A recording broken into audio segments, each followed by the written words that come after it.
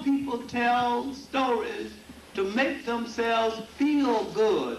And there's nothing wrong with that, so long as you are clear about what you are doing. The Hebrews copied African stories to make themselves feel good and said that was us. Then we come down and believe it. When the story of Joseph and Mary, and I've personally seen it, in the Great Lodge of Luxor, was carved in stone. And the story existed 2,000 years before Abraham arrived. The story of Cain and Abel is an old African story, was an old African story before they got there. And there's a whole book of flood stories. Everybody, every culture has its flood story. Now, the Bible is not less a Bible and not less holy because it is part fiction, part history, and part folklore. It is still a book of inspiration. It is still a book of spirituality. And you can separate one thing from the other and keep it. I didn't say throw it out. I say understand it. I think you can get more out of it by understanding it. And what I'm saying is that the Hebrews copied African folklore and integrated African folklore into the book, but they personified it, saying this happened to us, when in fact it didn't happen to them at all. They merely said it happened to them. All right, now, when they had to face the Pharaoh, who knew not Joseph, and when he said, those of you who wish to obey African law may stay. Those of you who do not wish to obey African law will have to go.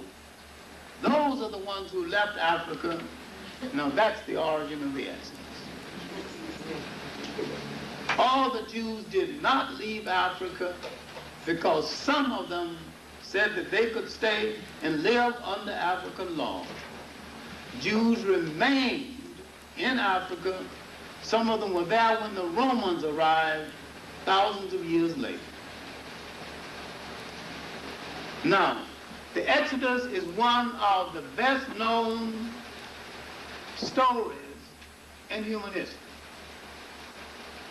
And there is not one iota of proof that it occurred. The Bible is not less holy because of it, but this is a part of Hebrew myth. And it is a good story to teach faith. Whether it is true or not, it is a good teaching lesson. Why can't we draw the lesson from it and stop worrying about whether it's true? Now, if you know the geography of Africa, you know that was a 16-mile land bridge connecting Africa with Western Asia. When the Jews came in, they walked in. They could have walked out.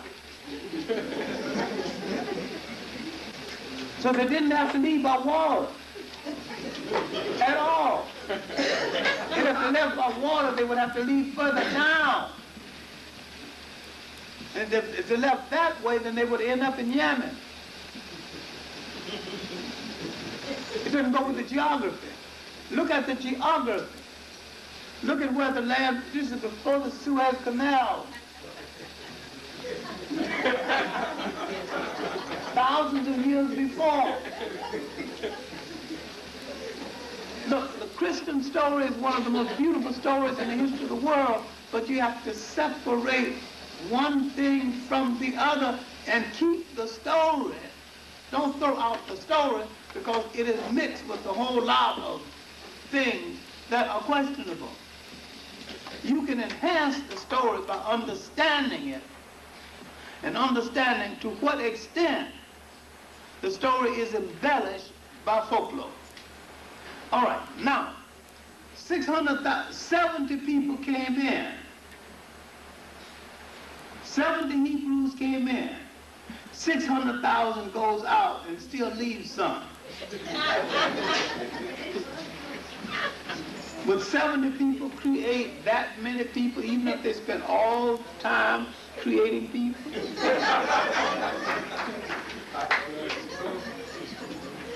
So what we have here is that a lot of Africans, not ethnically Hebrew, became converted to the faith.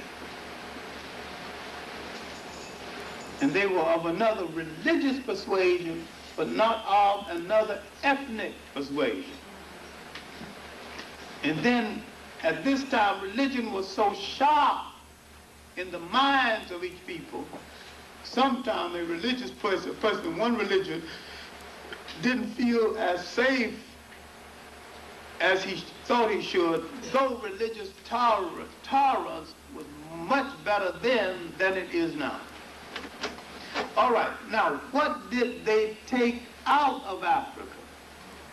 They came into Africa without a clear language, without a clear religion, and without a clear culture.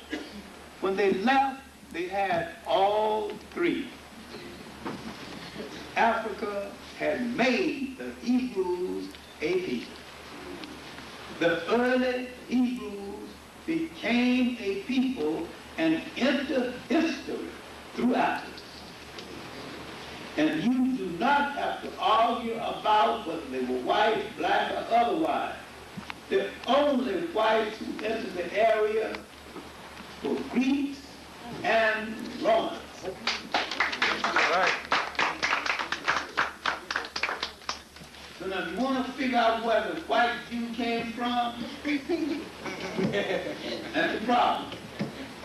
The European white Hebrew is nothing but a European belatedly converted to the faith. In